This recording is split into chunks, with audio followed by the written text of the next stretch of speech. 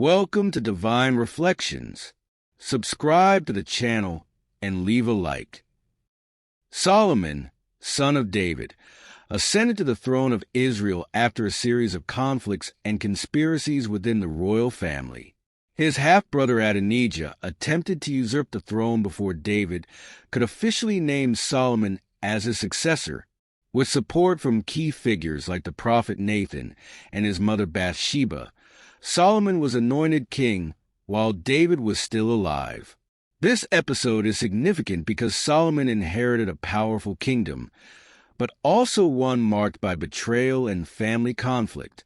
He rose to power with high expectations of unifying and strengthening the kingdom of Israel. The way Solomon was anointed king, with David's blessing, reflected divine choice, a point that would have repercussions throughout his life. As in his early years, he was faithful to God and guided by heavenly wisdom. David's last instructions.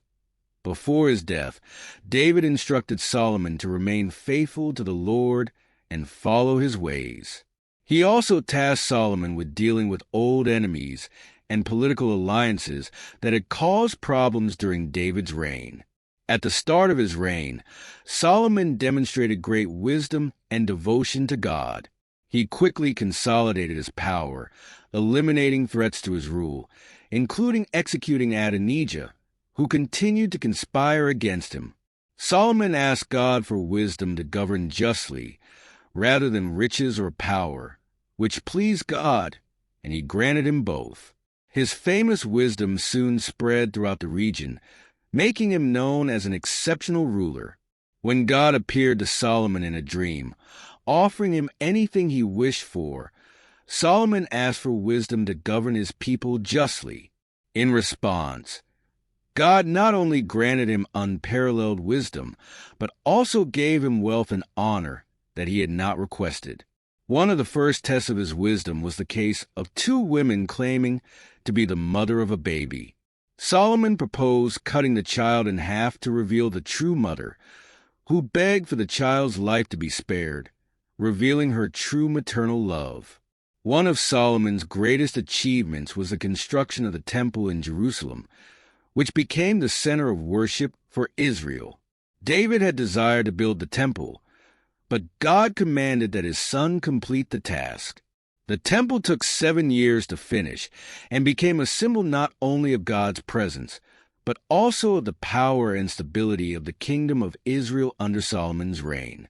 Although David was not permitted to build the temple, he had made extensive preparations, gathering construction materials and resources that were essential for the project's beginning.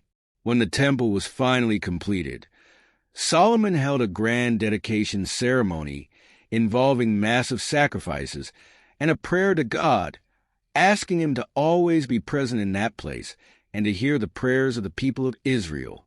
Solomon expanded Israel's kingdom to an unprecedented level. He established trade agreements, alliances, and political marriages with various nations, such as Egypt and Phoenicia. The Queen of Sheba, intrigued by Solomon's fame, traveled from afar to test his wisdom.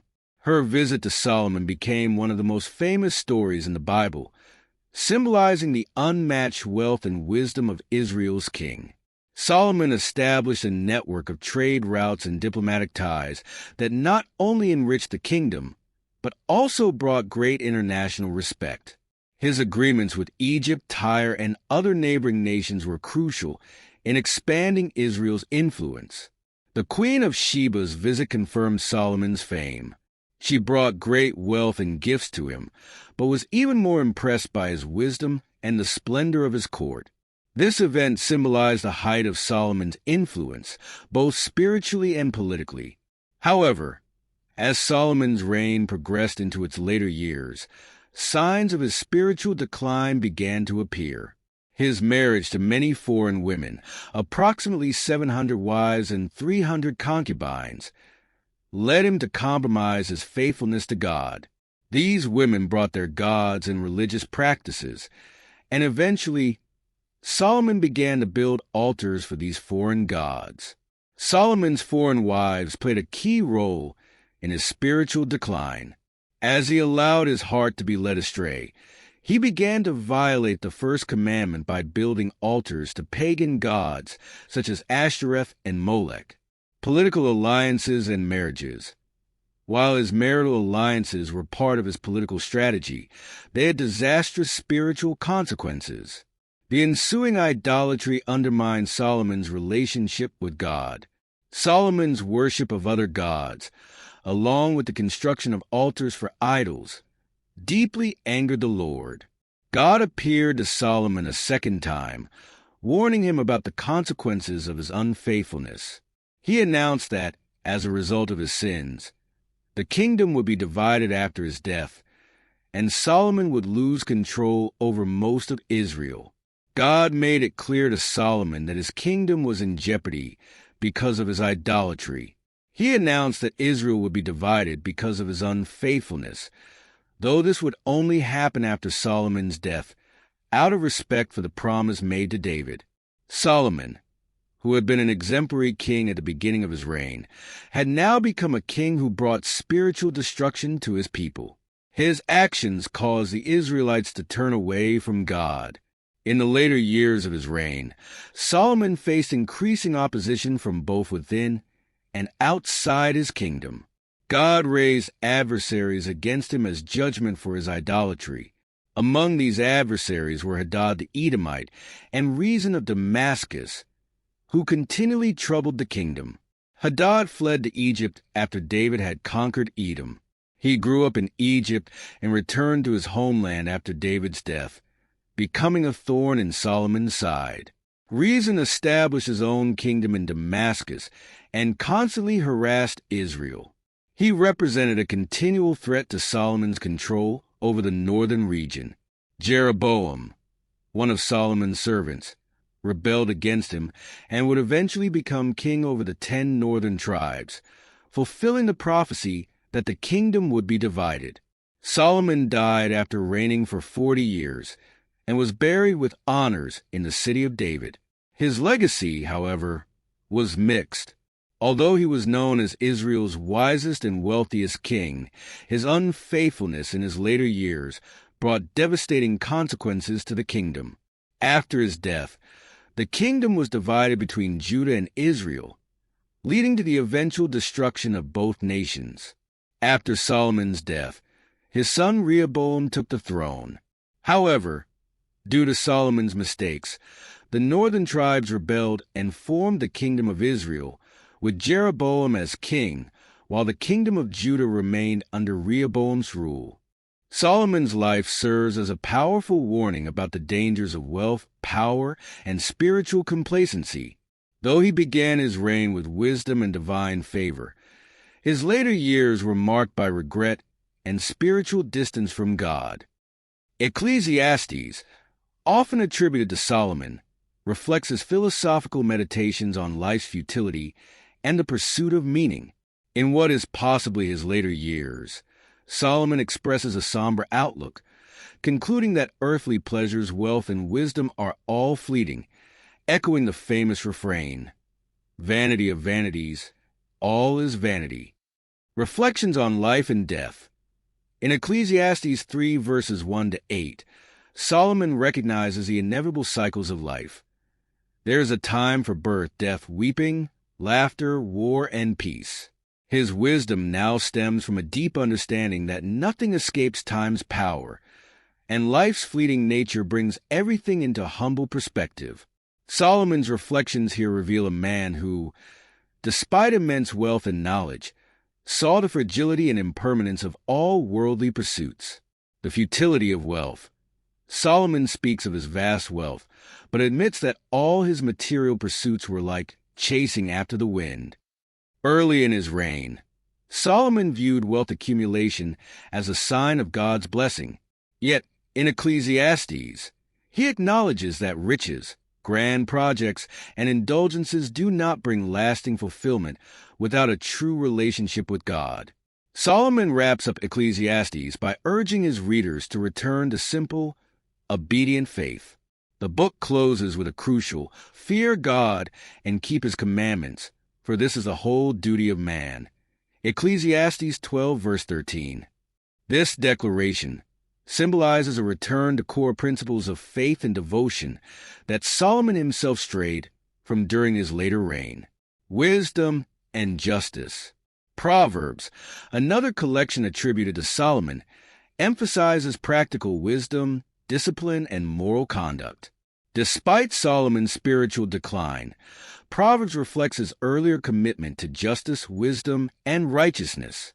Solomon often states that the fear of the Lord is the beginning of wisdom. Proverbs 1 verse 7.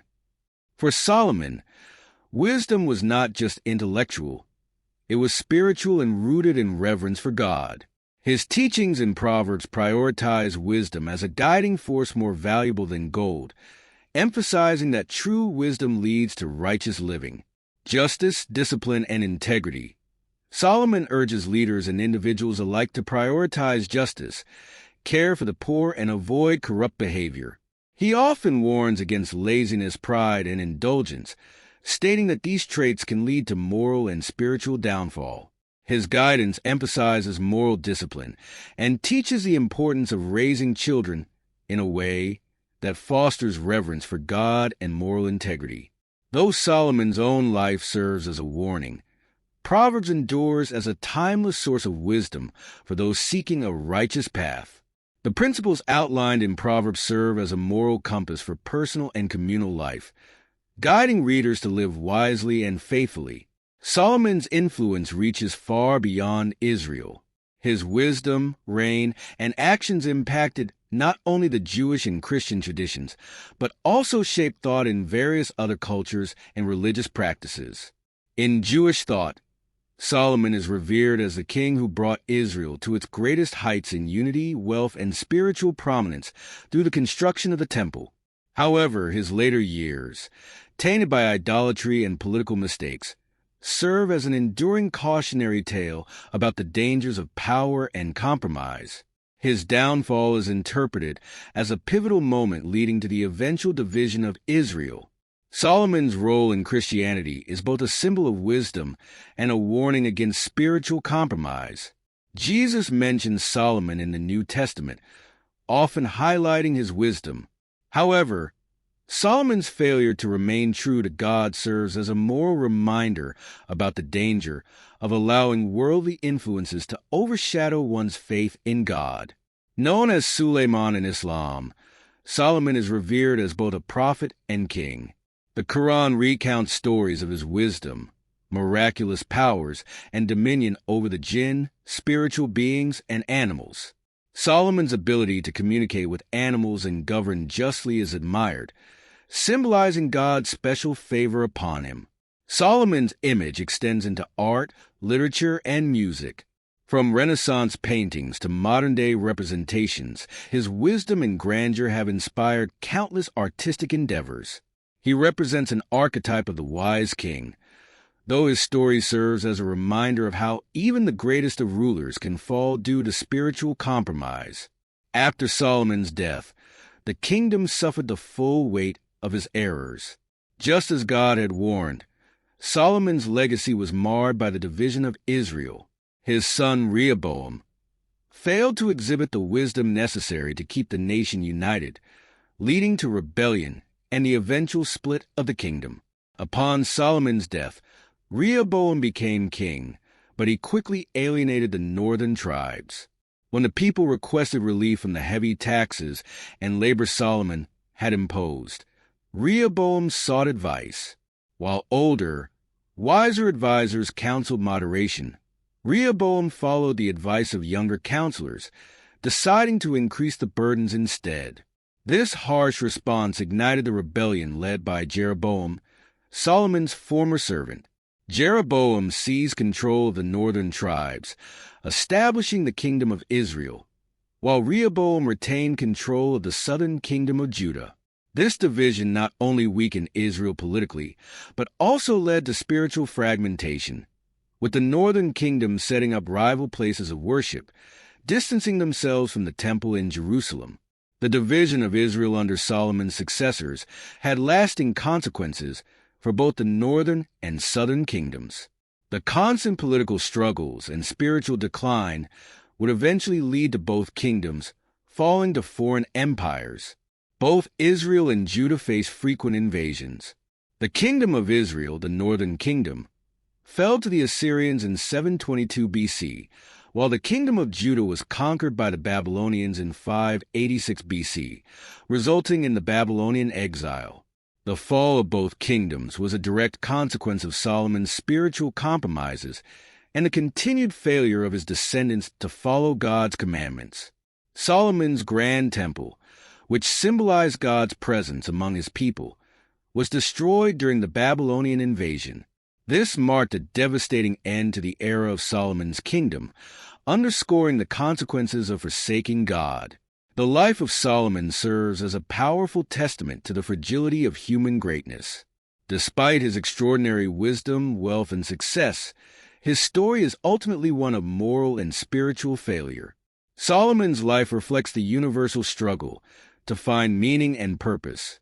His eventual realization that all earthly pursuits are fleeting without a true relationship with God is a reminder that material wealth, power, and even wisdom cannot fulfill the soul's deeper needs. Solomon's turn to idolatry, influenced by his foreign wives, is a warning about how external pressures and desires can lead even the wisest of individuals astray. His compromise with foreign gods led to the eventual destruction of the kingdom and the spiritual alienation of Israel from God.